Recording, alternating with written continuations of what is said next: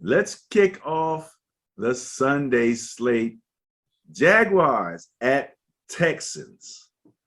This sounds like a fair game to me. You know what I mean? When we looked at the ratings, they were both down there in that range there, personnel wise. The Jaguars. Now, this is funny because you look at the two quarterbacks, you got Tyrod Taylor for the Texans, and you have the number one draft pick, for the Jaguars, Trevor Lawrence. I'm not sure. I'm going to take a quick look while we're talking to see where they're rated comparatively. That should be interesting when I look at the game. But tell me what you think. I'm going to take the Jags in this game.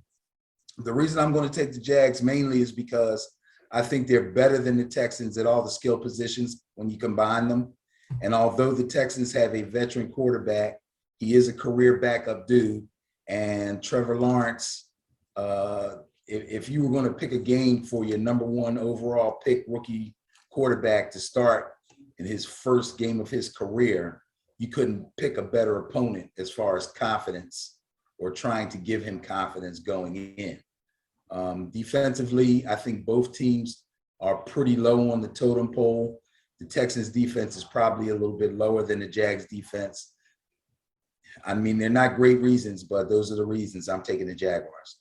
Taking the Jaguars. All right. So you like the rookie quarterback over the veteran? Yes, sir. I can understand it, Poor Tyrod. All right. Actually, I like the rookie quarterback over the Titans defense. Yes, absolutely. Remember last year we kept going, what's going on with the Titans defense? I kept saying I thought they were going to be better, and they were giving up points, and they just weren't highly ranked as I kept thinking that they should be. The Titans defense? Yeah.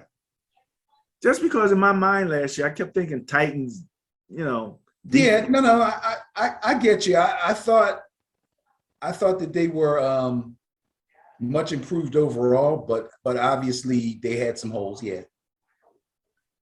Chargers at the Washington football team, who made an announcement a little earlier this year and said something about they expect to have a name in the next year or two. The next year or two? Yeah. Are you kidding me? It's funny. I actually have gotten used to the Washington football team. I'm happy with as far as that's concerned. I'm like, I can leave it like that. Oh my God. I can't. The next year or two? Come on, man. Hey, better get it right. All right. Chargers are coming to visit. Wait a minute. A West Coast to East Coast 1 o'clock game? Oh, that seals it for me. Take the football team. Take the football team. I was going to say, this is going to be a good one. I love my man, Justin Herbert. Eckler's back 100%. Mike Williams is on a contract year. Allen, skill position wise. But you know what? The Washington football team's pretty tight skill position wise too. Looking at Antonio Gibson running the ball. The only question that most so-called experts would have is, what are we going to get out of Fitzmagic? And I tell you what, he said himself in an interview the other day, and I don't believe that I remember him ever being one for hyperbole. He said he's playing the best he's played in a long time. And this is the first time he's had skill position players the caliber of the ones that he has now with Curtis Samuel, McLaurin, Antonio Gibson, Logan Thomas at tight end. I like Washington. I'm going to take Washington. I like the Chargers too, but in this game, I got to pick Washington. Okay. I'm looking for Fitz fun. That's what I'm looking for.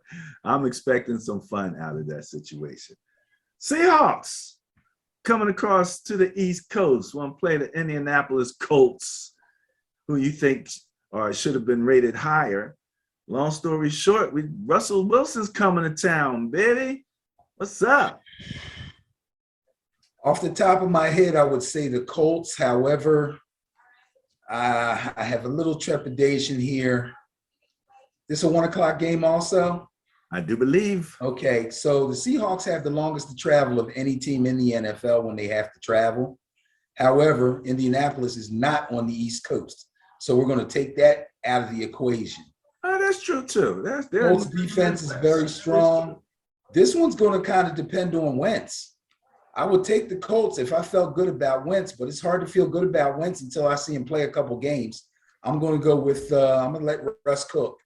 I'm going to go with the Seahawks. Yeah, man. I mean, this is the test right here. I mean, that Seahawks defense, especially that front, say front seven, those linebackers especially, and no joke. And now Jamal Adams is sitting back there, or maybe not sitting back there, because Jamal Adams is known for coming up. So Wentz might have to be on this horse a little bit in this game. So this is going to be an interesting expose of where Wentz stands right now mentally, because I don't think anybody questioned his physical capabilities, but that last year with the Eagles, his head wasn't right. You know what I mean? I said he had plenty of times he could have thrown the ball away, and he's just standing there taking sacks. So didn't understand it at all. But obviously he's in a different place that should be conducive to him. I think it's all, friendship and love and good vibes down there with the Colts. We'll see whether or not that's going to get him over the hump. How about Jets at Panthers? I'm going to take the Panthers on this one. I'm not going to think too much about this one. Christian McCaffrey is back. I cannot wait to see him. I think he's going to be electric. I think Sam Darnold is going to be looking for big-time revenge against the Jets. Even though Big Eyes Coach Gase isn't there anymore, he's still got something to prove. He's in a different system with a different coach. I think a coach that's going to cater to his strengths and try to limit his weaknesses. I like the receiving core down there with DJ Moore and Robbie Anderson. However, just to say something nice about the Jets, I like Zach Wilson. I think Zach Wilson is going to be a viable NFL quarterback. I think Zach Wilson is going to surprise a lot of people. It just remains to be seen if the Jets defense can actually stop anybody. That's going to be their problem. So, yeah, I'm going with the Panthers. If there was a rookie quarterback that I am intrigued with, it is Zach Wilson. He's shown some really good flashes in preseason. Even though it's just preseason, he showed some good stuff, man. He seems to be savvy, in the way that Mac Jones is savvy, was able to come in and operate within that offense, pretty quickly.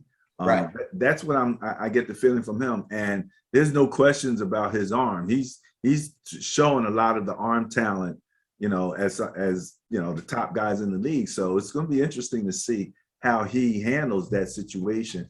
And, you got a new coach, you got the Niner tradition coming over now, so it's going to be interesting to see what happens, maybe I'll make the Jets my minor league team.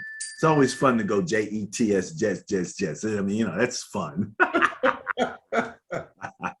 Kirk Cousins is going to go in there against the Bengals. Wow. Yeah.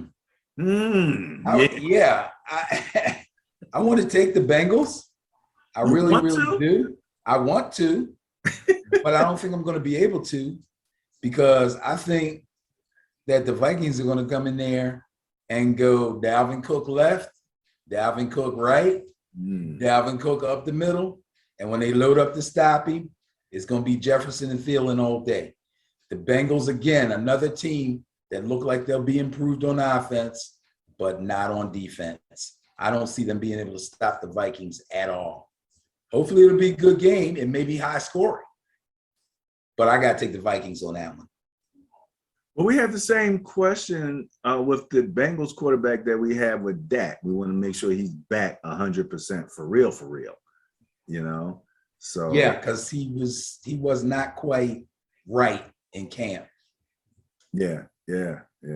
And his receiver that they brought in from college, Jamar Chase, did not have a good preseason either. He did not have a good preseason. He's got a lot to prove. I feel okay that he did not have a good one, that he still has great potential. In the back of my mind, I think Jerry Rice dropped a lot of passes early on. Oh, yeah. I'm not gonna read too much into it. The GOAT. So, Yeah. nobody's giving up on this young man, but he did not have the best preseason. All right. Did I just say Jerry Rice? Did I just say Jerry Rice? My 49ers going to visit the Lions. Now, we know that quarterback. Take the Niners. We can move on. This game's no contest. The way you're picking these sounds like you were a little more in tune with the Madden ratings than what you were letting on. Why you say that? Oh, well, hey, look, Madden ratings, who's higher, who's lower? Niners are rated higher than the Lions for sure. All right. This could be the intriguing game of the week. Yeah, this game is intriguing. The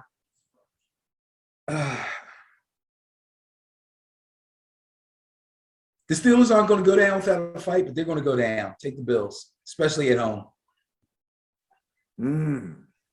Take the Bills, eh? Yeah, they won't go down easy, but they will go down. All right. What am I looking at here? I want something else. All right, let's go. You'll get to see your boy, who you've been looking forward to, your tight end. I can't wait. I can't wait to see Kyle Pitts. Much to the dismay of Eagle fans and a lot of my friends who happen to be Eagle fans, I really want to call this one for you. I've been listening to talk radio, and they're going way out of their way to come up with all these reasons why the Eagles should win this game. And there's a good chance the Eagles could win this game. But what's going to be extremely important for them is that they get to Matt Ryan, because if they don't get to Matt Ryan, they're not going to win the game. I don't think that they will. I think the Falcons will put up just enough of a running game to keep things fairly balanced, but Matt Ryan's going to have to throw the ball in order to win the game, and he will be successful, and the Falcons will win this game. Yeah, I tend to agree that Matty Ice still has some juice, and it is interesting. They have new coaching down there also, and I expect that, like you said, they're going to run that ball. They're going to stay fundamental. And Ben, this is something we did not say at the beginning of this section, this right here on matchups. And that is, this is the second preseason, as we like to call it. First 3 games, right? Well, something, we used to say like the first quarter, first 4 games, before we had 16 games, right? But you had 4 preseason games. Right. So now you got 3 preseason games. So you still going to go with the first quarter? I'm going with the first 5 games. Okay. You can say that, and it might work out that way for some teams. But the teams that get out of the funk early are going to be the teams that front run and make the playoffs. And interesting that some of those teams that I'm expecting are teams that just came out and looked like their starters came out, did their thing in the preseason, and went back and sat down on the bench. They looked like they were ready. Roethlisberger, for example, looks like he's ready to me. When I seen him come out, he was sharp. He threw us 2 or 3 touchdowns and went and sat on the bench. You know what I mean? So some teams do look like they're ready coming out. The Bucs should have no problem. They're just picking up from where they left off, same personnel. There's one other team that brought back all their personnel, and I forget who that was. We'll have to find that out and stick that in comments, because when I heard that, I was a little surprised. All right, Eagles and Falcons. You expect the Falcons to come out and be ready? Yeah, I mean, the Eagles got what in effect is a rookie, second year on the team, but in effect a rookie at quarterback. Now, this is contention for an intriguing game. This looks like an AFC title matchup right first game of the season. Browns at Chiefs. Man rating high on both of them. It's a tough one. And, I mean, give me a break. It's the first games of the season. I'm not fully in tune with everything, but from what I know and what I feel, I think this is going to be a down to the wire, rock 'em, sock 'em, probably the best game of week one. And if it was in Cleveland, I would take the Browns, but I'm going to go with the Chiefs. All right, going with that little home field advantage there. No, I'm not. No, I'm not. No, you're not. No, I'm not. I'm taking the Browns. Oh, Put a F beside their name. Put a circle around it. Take the Browns. And if you're gambling, I don't know what the spreads are, but the Browns are probably getting points. Take the Browns. Take the Browns, he says. Okie dokie. Yeah, well, see, ladies and gentlemen, you just saw when you have two personalities, what happens. 1 minute you're like, take the Browns. All right. Wait a minute. Okay. One of the big questions. How serious is Aaron Rodgers going to be this year? He's going to go down and meet with Mr. Jameis Winston, who has a short game now, we hope, to go along with his long game. No, he's no longer in the no risk it, no biscuit offense.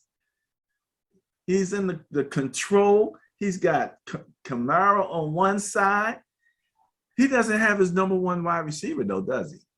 No, he doesn't. I tell you what, I don't know what to expect from the Saints. I'm going to have to take the Packers in this simply because I'm pretty sure I know what the Packers are going to bring to the table.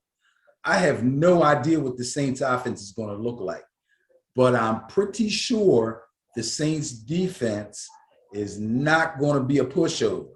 This will not be an easy game. The Packers, I don't think, will run over them, but I don't think that the Saints have enough offensive firepower to keep up with A-Rod and Devontae and Aaron. And I'm looking for a lot of work out of A.J. Dillon also. Okay. Maybe some short yardage work. They do have, there's the question as to who they are now that Drew's gone, and man, who's going to do the hype in the beginning of the game now that Breeze? Yeah, that was Drew Brees' job. He was a great hype man. Somebody's going to have to take that over. I don't know. And they let Latavius Murray go in what seemed to be a little bit of a contentious contract thing where they asked him to take a bit of a pay cut. He refused to do it, which I don't blame him. And they released him. Yeah. So that's a pretty good short yardage, change of pace type dude that they let go. I expect him to pop up on somebody else's roster sometime soon. And they've decided to back up Kamara with a guy named Tony Jones, who I will totally admit I know nothing about and haven't had a chance to look him up. I'm assuming he's a rookie, but I hate to assume so. That's bad. That's a bad deal if you ask me, man. He was kind of the 1-2 punch. He had the power. Exactly. The other guy who's also coming off his best season, and he wasn't even a starter. And he had a really nice season. Like, he did his job. What he was there for, he did it. He scored. He got short yardage. He gave Kamara breaks when he needed them. That seemed like a rough move for a veteran dude that's been on your team for a year or two. I don't know, man. I don't know what's going on there. If your front office says, okay, we need to save money for whatever reason, we need to sign this guy, we need to have some money on hold to pick up somebody at midseason or blah, blah, blah. They say, these are the things that we can do. We can ask this guy, and this guy to take a cut and pay or restructure. We can do this. We can do this with it. So they go to him, and he says, "No, I don't want to do that." And as far as I know, the word I heard was cut and pay. I didn't hear restructure. I did not hear restructure either. See, that makes a difference, and I don't like that. Like the first thing I'm going to say is, why me? And Go then the cut somebody question else's that I pay. have is, for who? Yeah, for who, for what? I mean, you're trying to give somebody else more money, you're trying to bring somebody up, but that's tough, man. That's tough. Yeah. But now, that he walks away, they cut him, then he walks away from whatever contract he had left. Am I correct about that? I'm not sure about that. Yeah, we'll have to look into that. Yeah, he might have already got his signing bonus. He might have already had some guarantees still left. I don't know. And like Leonard Fournette, I think he'll get picked up. Never know. Might be by the right team at the right time. Could happen. Could be. Okie dokie. Where we at here? Yeah, this is always so much fun. You gotta love this stuff. Matchups. Packers at Saints. We just did that one, so you chose the Packers, right? That is correct. Which way you going, G-Man? Broncos at Giants. Yeah, I'm taking the Giants. What happened to all the watch out for the Broncos? Well, yeah, I think the Broncos are going to have to be reckoned with, but it's week 1. Okay? It's week 1. Teddy Bridgewater is still Teddy Bridgewater on a new team. What you trying to say about Teddy, man? I'm trying to say that I think Teddy Bridgewater this may be his last chance to be a starting quarterback. So now, having said that, I would think that he's going to go all out to make the Broncos his team, to fend off Drew Lock completely and be the man. If he does that, he's going to need to play well. If he plays well, he will do that. And that'll be a good thing for the Broncos because defensively, I think they're pretty close to being stacked. Offensively, especially at receiver, they are loaded. They being the Broncos? The Broncos. They are loaded with young talent. But he's still the new guy. And it's still week 1. And it's still a road game. And it's against the Giants. And I think the Giants are pretty much settled in on who plays where, who does what. And Daniel Jones knows that this might be his last shot to possibly be a starting quarterback in the NFL, and at least the starting quarterback on the New York Giants before they go out and start looking for another quarterback. So both quarterbacks have a lot to prove, but the Giants will be at home. I hope Kenny Galladay will be healthy. I don't know if Kadarius Toney will be healthy. They seem to be leaning toward Saquon playing in this week 1 game. There was some thoughts that we may not see him until week 2. That might still be up in the air, but they're leaning toward him playing. Yeah, I think the much improved Giants defense improved after already being improved last year, improved even more. I think they will give Teddy fits, and I think they will blanket those young, fast receivers and challenge the Broncos to have to prove themselves on the ground. If they can control Melvin Gordon and Javonte Williams, the Giants will come away with the win in a close one. A close one. Well, first of all, you took the words right out of my mouth about Daniel Jones. I'm glad you said it because I was thinking it. That's because I'm a realistic fan. I'm not like these people in Philadelphia who say Jalen Hurts is going to be the MVP and the Eagles are going to win the Super Bowl this year with a straight face. With a straight face. All right. But we still have a Sunday night game to talk about. And I mentioned Mr. Mack. He's going to be hosting Mr. Tua Tagovailoa. Oh, you've been practicing. Oh, baby. Yes, yes, I have. So you got 2 Alabama quarterbacks going at it. Oh, God. Do we have to go there? Jeez. I'll tell you this.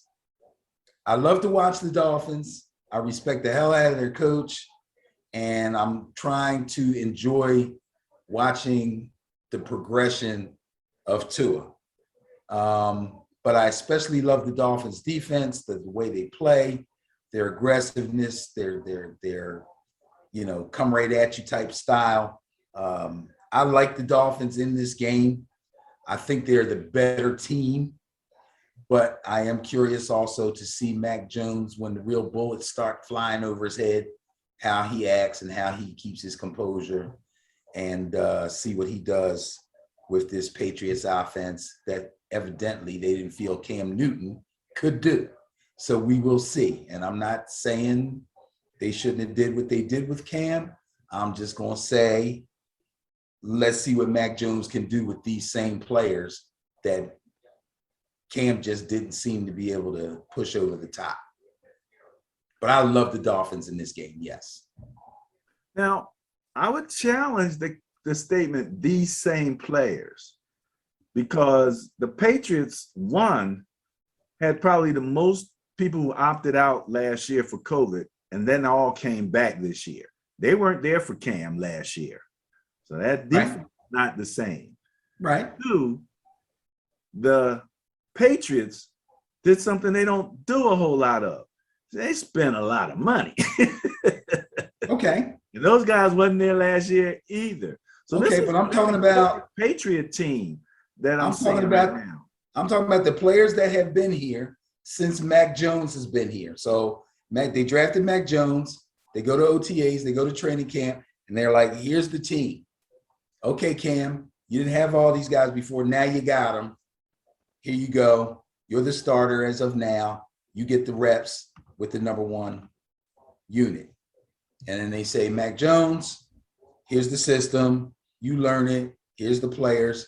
In other words, if we take out the whole vaccination premise about Cam and why he was released, we take that out. I still feel like they were leaning toward trying to get Mac Jones in there ASAP.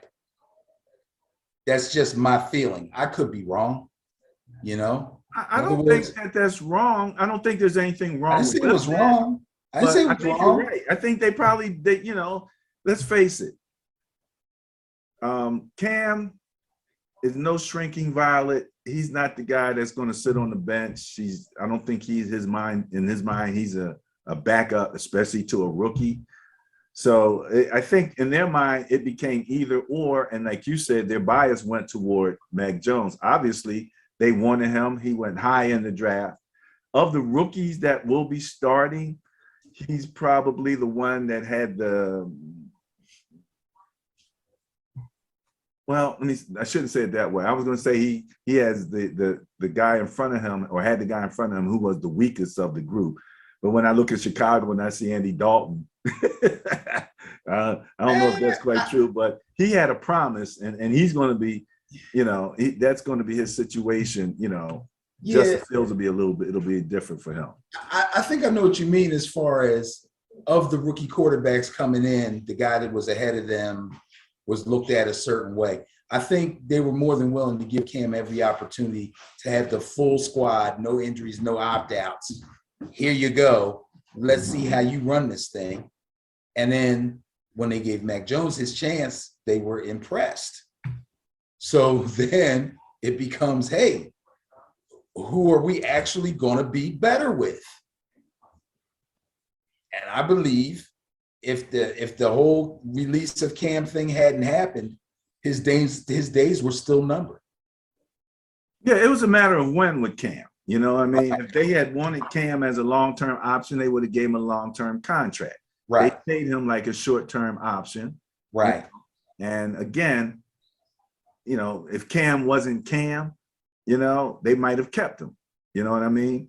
Different situation, let's say, than the Niners with Garoppolo. Their draft pick, they went and sold the future to get their draft pick, but they still believe Garoppolo, can run that offense and be competitive. So, I think that's the bottom line with that. All right.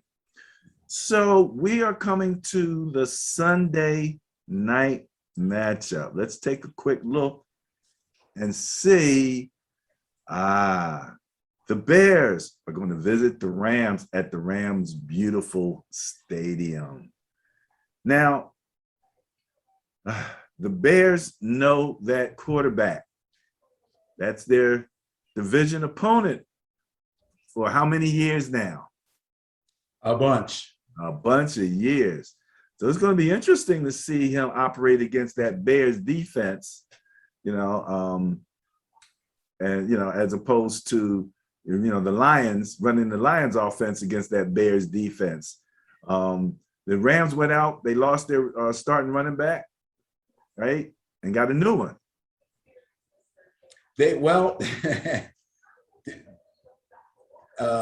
Darrell Henderson and Malcolm Brown were kind of back and forth as the number one guy, and they were bringing Cam Akers along slow last season. Near the end of the season, Cam Akers took over, and deservedly so. They let Malcolm Brown go. In fact, I think he's with the I hate to guess, I think he's with the Jets now. And they kept Darrell Henderson, and it was going to be Henderson and Akers. Then Akers gets hurt. Henderson goes up to the number one spot, and then they go to the Patriots and they get Sony Michel. So the deal about the Bears knowing the Rams quarterback, Mr. Stafford, I think this was going to come down to more of Stafford knowing the Bears defense and walking in the room with an AR-15 instead of a cap gun. So, I'm taking the Rams on this one. Taking the Rams, the AR. Okay, well, that might be true. That might be true. We shall see. We shall see. All right. Well, that wraps up the Sunday night slate of games for week number 1. And all we have left is Monday night football, baby. Monday night. R-squared, Ravens. Going in to see the Las Vegas Raiders at their beautiful stadium. The Rams Stadium, I believe, is going to be the Super Bowl location, right? Yes, that is correct. That is correct. All right. Well, the Raiders will get their shot, no doubt about it, with that stadium that they have. The Ravens going in there, as long as they don't start hanging out in Las Vegas, they should be okay. You got to say that about somebody every week, right? Yeah. every time the Raiders are home, you got to look at the other team like, yo. But these guys, they know how to handle themselves. There's always a couple of dudes on every team that are going to be out and doing their thing. But for the most part, especially with COVID, okay, guys have tamed themselves a little bit, and there won't be that many guys out on the town as much as before, where it would actually affect the team. I'm going to take the Ravens. I think they are obviously the better team here. However, for some strange reason, I get this funny feeling that the Raiders have something up their sleeve. I don't know if it won't be player-wise, but it may be scheme-wise. It may be maybe a little change in Gruden's philosophy, so to speak, of how he approaches games. It's going to be interesting. It's going to be interesting. I don't believe that the Raiders will be able to win the game. I really don't. I don't think they'll have anything for Lamar and Gus Edwards, and they definitely won't have anything for the Ravens defense. But I think they might look like a little bit different from the way we've seen them over the last couple of years that Gruden's been the coach. I don't know. I could be wrong. I just get a funny feeling. I don't know. But yeah, take the Ravens. Taking the Ravens with the funny feeling. Yeah, I can't dispute that at this particular point. The Ravens are a much higher rated team on Madden, and Lamar is, if he takes that next step, that toward the Tom Brady model of getting that ball off quick and moving that ball around to different receivers and becoming a passer that's feared. He's already feared because of his great athleticism, but if he becomes that efficient quarterback, whoo, man, can't imagine, can't imagine what he could look like. Okay. Well, Ben, How do you feel? You've run through all of the games for week 1. We weren't sure who our intriguing game of the week was going to be. Did you finally settle in on one yet? Well, I kind of leave the official intriguing game of the week up to you, but I think I said something about the Steelers Bills and probably the Browns Chiefs. To me, those are the 2 games I'm most looking forward to. They're the toughest ones to pick. I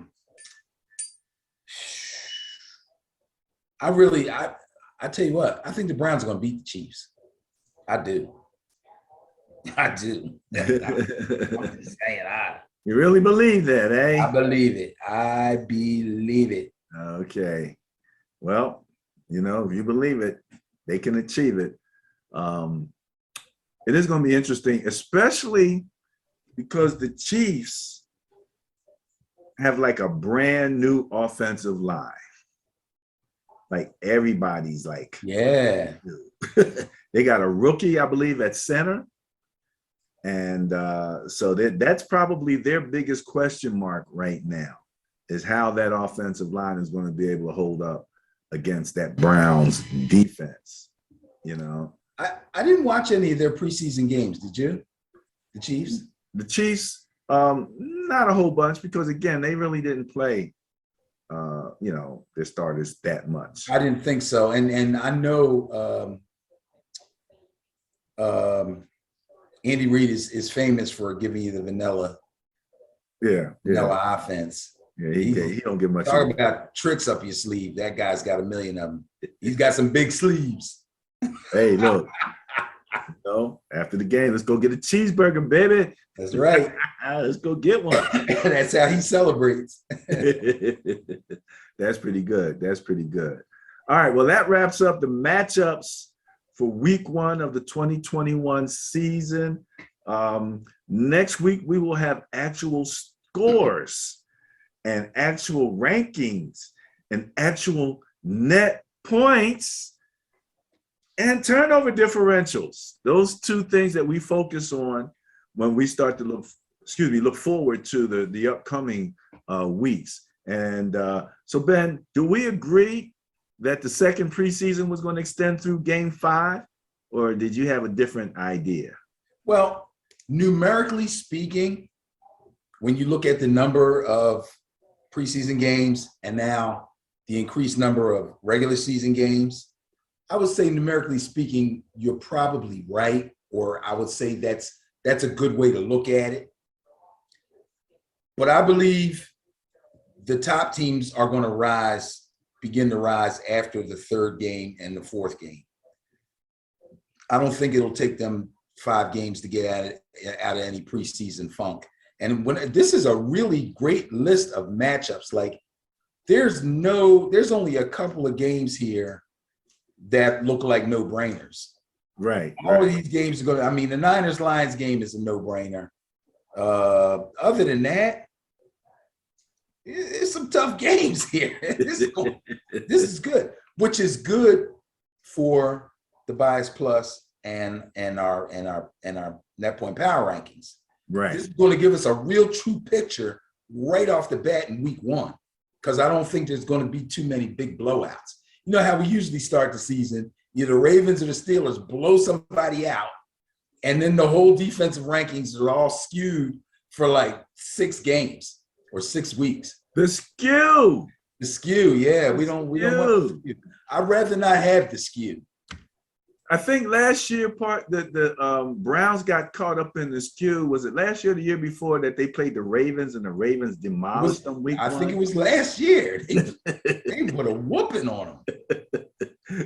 And the net point bias plus matchups looked bad for the Browns for a minute after that, man. It was hard to be favored when somebody beat you down like that, But I think you're right. Even when you look at it from a Madden rating, the teams that are playing each other are pretty close, relative to that. So I think that's pretty cool. All right, there we go with that.